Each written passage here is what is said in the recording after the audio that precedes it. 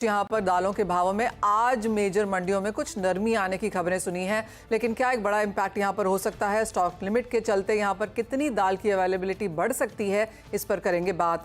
साथ ही बात करेंगे गेहूं की, जहाँ पर अब ये नॉइसेस ज़्यादा बढ़ने लगे हैं कि इंपोर्ट यहाँ पर खोला जा सकता है। एज ऑफ नाउ 44% की इंपोर्ट ड्यूटी है गेहूँ पर, लेकिन अब इसमें क्या चर्चा है, किस तरह से ये प्रोसीजर हम आता हुआ देख सकते हैं, इस पर भी करेंगे बात। साथ ही बात करेंगे जीरे की, जहाँ पर भी तेज़ी कायम है। इन सब पर बात करने के लिए हमारे साथ हैं आईपीजीए के executive committee member Satish Upadhyay, हमारे साथ होंगे वीट प्रोडक्ट प्रमोशन काउंसिल के चेयरमैन अजय गोयल और निर्मल बैंक कमोडिटीज के head of commodities research Kunal Shah. सभी का कार्यक्रम में स्वागत है।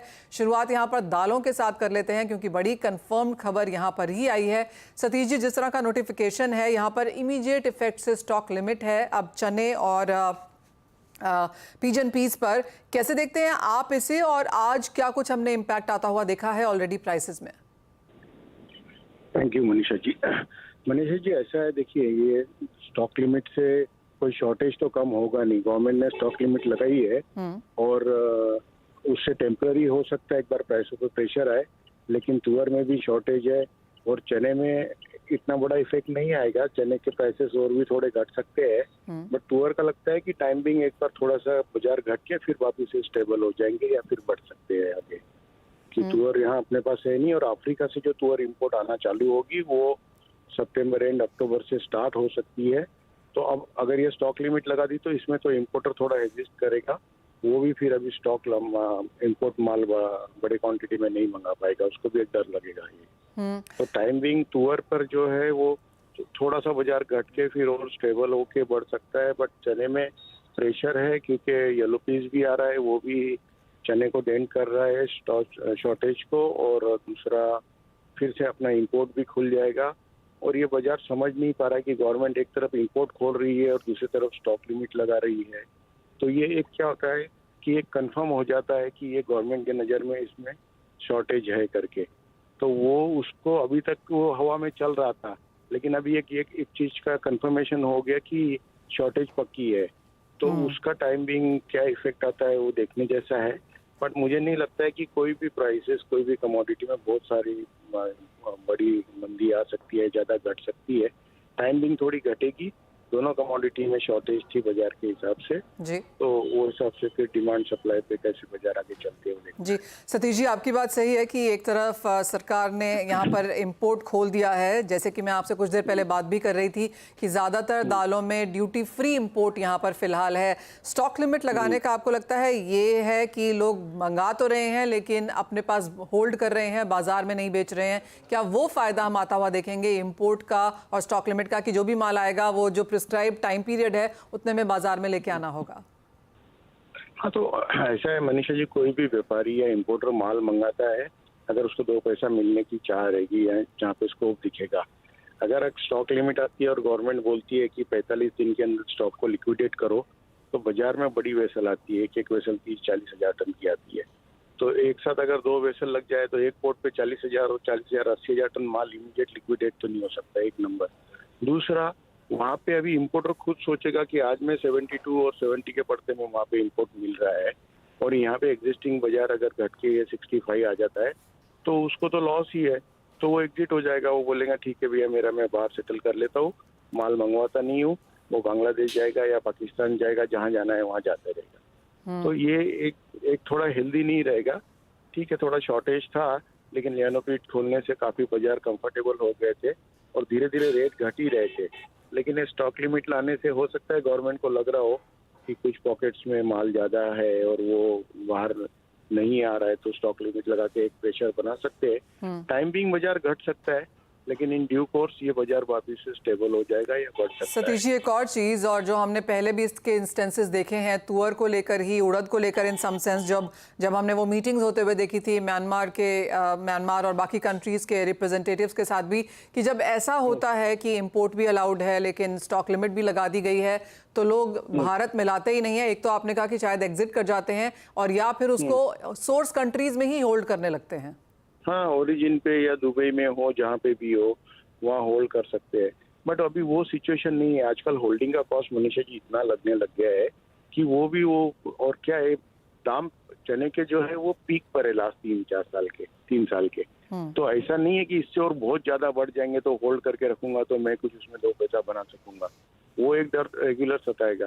प्लस अभी ऑस्ट्रेलिया की इंपोर्ट खुलनी है, येलो पीस इतने बड़े पैमाने पे आ रहा है तो वो भी डेंट कर रहा है धीरे धीरे जो चने का यूजेस था वो और येलो पीस के अकाउंट में जा रहा है। तो ऐसा कोई बहुत बड़ा डर वाली बात नहीं थी और टूर में गवर्नमेंट को लग रहा था, बट उसमें स्टॉक लिमिट लगा भी लेंगे तो स्टॉक ही नहीं है, तो लिमिट लगाने से कोई माल तो आ नहीं जाएगा। अब स्टॉक लिमिट लगा लेंगे, जो शॉर्टेज है वो शॉर्टेज बनी रहेगी, टाइमिंग हो सकता है थोड़ा सा प्रेशर आए बाजार पे। सतीश जी, यहाँ से अब आपको क्या लगता है, जैसे आपने कहा चने के भावों में कुछ गिरावट देखने को मिल पाएगी, यहाँ पर एक नीजर्क इम्पैक्ट ही सही हम नियर टर्म में आता हुआ देखेंगे, तो यहाँ से कितना कूल ऑफ आपको लगता है प्राइसेस हो पाएंगे? बहुत ज्यादा बड़ा मनीषा जी मुझे नहीं लगता है कि कोई बाजार घटने की जगह है। टाइम भी घट सकता है यहाँ से और 2-3 रुपया 4 रुपया अगर घटे तो घट सकता है, बट वो बाजार शॉर्टेज है मनीषा जी, एक्चुअल शॉर्टेज है और वो बाजार और बढ़ना था तो गवर्नमेंट ने अच्छा स्टेप लिया कि येलो पीस खोल दिया, चने का इंपोर्ट खोल दिया, तो एक साइकोलॉजिकल भी प्रेशर हो गया है स्टॉकिस्ट पे।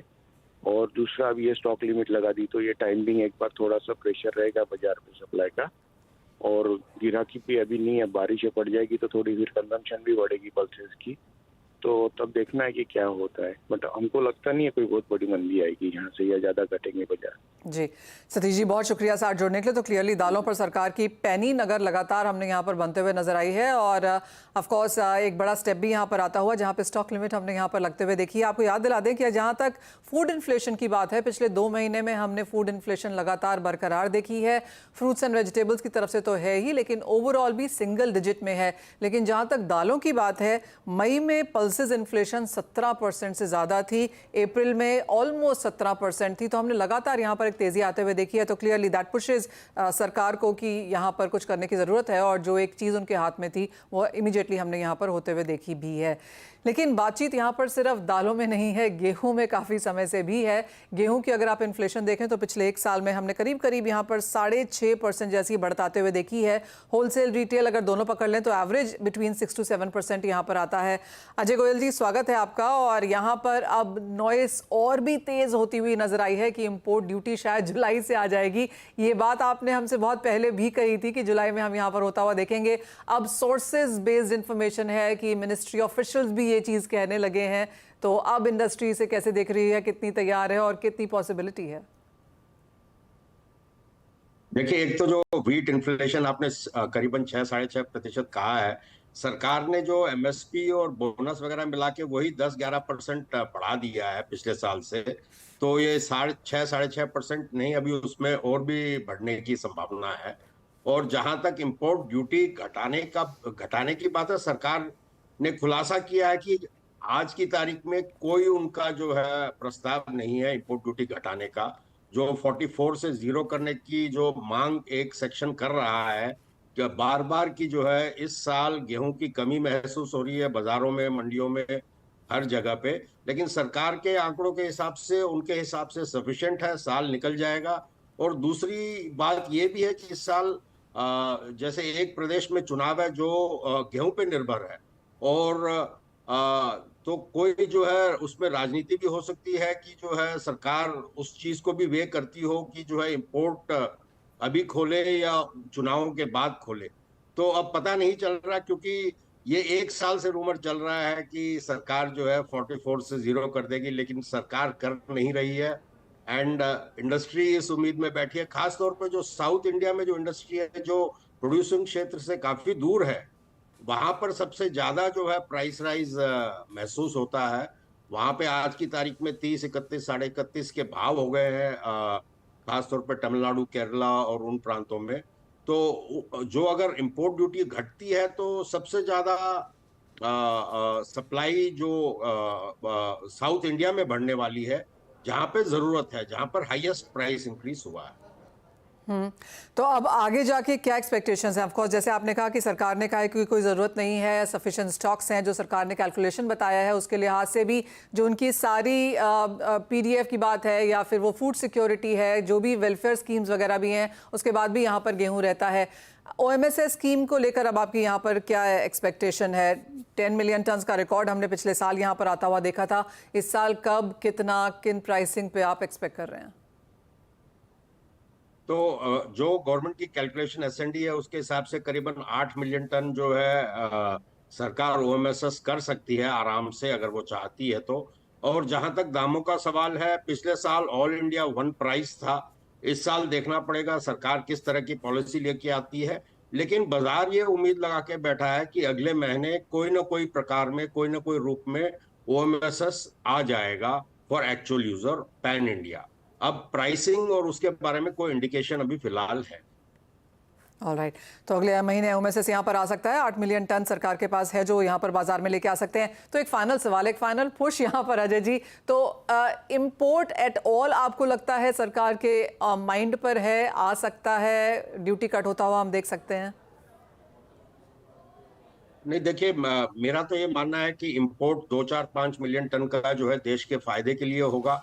अब उसकी टाइमिंग जो है सरकार चूज करना चाहती है, या तो जो है आने वाले राज्यों के चुनाव है उसके बाद कुछ करना चाहेगी, या कब करना चाहेगी कुछ अंदाजा लग नहीं रहा है। लेकिन लॉन्ग टर्म में एक ट्रांच 4-5 मिलियन टन का इंडिया में इंपोर्ट होना जरूरी है, ताकि ये जो प्राइस पे अनसर्टेनिटी रहती है और हमेशा वॉलेटिलिटी रहती है और सरकार को इंटरवीन करना पड़ता है बार बार, वो अनसर्टेनिटी खत्म हो जाएगी। और मैं कई जगह पे पढ़ रही थी कि एक बातचीत ये भी है कि हम व्हीट फ्लावर के ऊपर जिस तरह का इंपोर्ट है उसको भी देख सकते हैं। आपको वो भी एक पॉसिबिलिटी कहीं लगती है? देखिए, व्हीट फ्लावर कैपेसिटी काफी है इंडिया में व्हीट की जरूरत है, और इंडिया के जो व्हीट रिक्वायरमेंट्स वो ज्यादातर आटा और मैदा अलग किस्म का है जो बाकी दुनिया से है। तो मुझे नहीं लगता कि जो है व्हीट फ्लावर इंपोर्ट पे जो है सरकार कोई ना कोई कुछ ना कुछ करेगी, वो उनके एजेंडा पे नहीं है मेरे ख्याल से। ऑलराइट, तो गेहूं शायद एजेंडा पे हो सकता है, वो भी इमीडिएट नहीं है, सरकार लगातार कहती रह रही है। और आने वाले समय में अगर इंपोर्ट ड्यूटी हटती भी है तो जैसे अजय जी कह रहे हैं 2 से 5 मिलियन टन का इंपोर्ट यहाँ पर कुछ खास बुरा नहीं होगा। अजय जी एज ऑलवेज बहुत शुक्रिया साथ जुड़ने के लिए और वो पूरा ब्यौरा गेहूं पर भी देने के लिए। इसी के साथ एक ब्रेक का समय है, जब लौटेंगे तो जोड़ेंगे कुणाल शाह को अपने साथ, लेंगे उनसे ट्रेडिंग स्ट्रैटेजीज। आप देख रहे हैं कमोडिटी राउंड अप और कुणाल शाह को अपने साथ अब यहाँ पर जोड़ेंगे। कुणाल, सबसे पहले बिकॉज हम एग्री पे बात कर ही रहे थे एंड क्लियरली जो नए एग्री मिनिस्टर हैं काफ़ी स्ट्रॉन्ग हैं और मार्केट बहुत कुछ यहाँ से एंटिसिपेट एक्सपेक्ट भी कर रहा है। बजट भी आने वाला है, काफ़ी सारा पुश वहाँ पर भी है, including policies, reforms on ground end of course futures को वापस लाने की मांग हमने ऑलरेडी बहुत सारे पार्टिसिपेंट्स से यहाँ पर आते हुए देखी है। अगर आपकी एक टॉप ट्रेडिंग स्ट्रैटेजी हो कमोडिटीज़ में तो वो कहाँ है, और आपकी एक टॉप अगर रिक्वेस्ट हो यहाँ से फाइनेंस मिनिस्टर से तो वो भी क्या है? Well, I think yes, first सबसे पहले जो रिक्वेस्ट है वो more and more agriculture commodities should be in the basket. जो एटलीस्ट बैन की गई कमोडिटीज है उनको तो स्टार्ट कर देना चाहिए, because there is no empirical evidence कि फ्यूचर्स की वजह से ही प्राइजेस में इजाफा हुआ था। सो डिमांड सप्लाई कम है तो ही बढ़ते हैं। इनफैक्ट फ्यूचर इंस्ट्रूमेंट से प्राइजेस को कंट्रोल में लाया जा सकता है। गलत बढ़ा है तो नीचे आ जाता है हेजिंग के माध्यम से। और जो टॉप पिक, जो आपका सेकंड क्वेश्चन है, मुझे लग रहा है कि अभी भी टर्मरिक मुझे अच्छा लग रहा है। मुझे लग रहा है कि we don't know what is going to be the sowing, but demand supply के पॉइंट ऑफ व्यू से मुझे टर्मरिक थोड़ा 17,000 के आसपास बार्गेन बाइंग करने जैसा लग रहा है। ऑलराइट, तो खरीदारी यहाँ पर आ सकती है और ऑफ कोर्स एग्री कमोडिटीज़ में, फ्यूचर्स में, डेरिवेटिव्स में एक और पुश यहाँ पर ज़रूरत है और आशा यही है कि जो नए एग्री मिनिस्टर हैं वो इस तरफ भी देखेंगे। कुणाल, साथ ही साथ अब यहाँ पर गोल्ड सिल्वर की बात करना चाहेंगे क्योंकि पिछला हफ्ता अच्छा खासा था लेकिन उसके बाद हफ्ता ख़त्म होते होते तक मुनाफा वसूली थी। अगर डॉलर इंडेक्स को देखें तो ज़्यादातर करेंसीज़ के अगेंस्ट अब इसमें यहाँ पर स्ट्रेंथ आई है। जापानीज येन मल्टी मंथ लोज पे है, पाउंड स्टर्लिंग नीचे है, रुपए में गिरावट हमने पिछले हफ्ते आते हुए देखी थी। चाइनीज़ युआन 7 महीने के लोज पर यहाँ पर कारोबार कर रहा है और उसका इम्पैक्ट यहाँ पर कमोडिटीज में है। मेटल्स पे तो आएंगे ही, लेकिन सबसे पहले गोल्ड एंड सिल्वर में अब यहाँ से क्या करने की राय है? वेल, फंडामेंटल्स तो कोई दो राय नहीं है, गोल्ड और सिल्वर दोनों में तेजी है। बट शॉर्ट टर्म में डॉलर के ऊपर, डॉलर जो लगातार स्ट्रांग हो रहा है उसके कारण थोड़ा बहुत प्रॉफिट टेकिंग करेक्शन, जो भी आप वर्ड यूज कीजिए, वो देखने मिल रहा है। दूसरा, सिल्वर एक्सपायरी की ओर जा रहा है। सो इवन कॉमिक्स में आप देखेंगे, सो जो ओपन पोजीशन है वो काफ़ी ज़्यादा है, ओपन इंटरेस्ट काफ़ी ज़्यादा है। सो लग रहा है कि शायद एक्सपायरी में थोड़ा प्रेशराइज रह सके। नीचे में $29, $28, $80 ऐसा लो हम बनता हुआ देख सकते हैं। 3-4% की और गिरावट आएगी तो I will not be surprise, but that is purely technical factor. जुलाई महीने में जो रेट कट की यूएस से एक्सपेक्टेशन है, जो डेटा आ रहा है वो बहुत बढ़ जाएगी। जुलाई या अगस्त महीने में यूएस पे रेट कट होना चाहिए। सो ये जो भी फॉल आता है, ये it will be a buying opportunity. The bottom should be made in next 10-15 days. और मैं सेलिंग के लिए रिकमेंड नहीं करूँगा। अगर कोई इंट्राडे ट्रेडर है तो ज़रूर सेलिंग कर सकते हैं, बट आई थिंक ये जो अपॉर्चुनिटी है बड़ी अपॉर्चुनिटी रहेगी। आप अक्यूमुलेट कीजिए धीरे धीरे फॉल में। अगर आपको 5 लॉट लेना है तो 2 लॉट अभी लीजिए, 2-3% नीचे आता है तो और ऐड कीजिए। ऐसे आप अक्यूमुलेट कर सकते हैं स्टैगर्ड वे में। एक्सपायरी पॉइंट ऑफ व्यू से थोड़ा कमजोर रहेगा।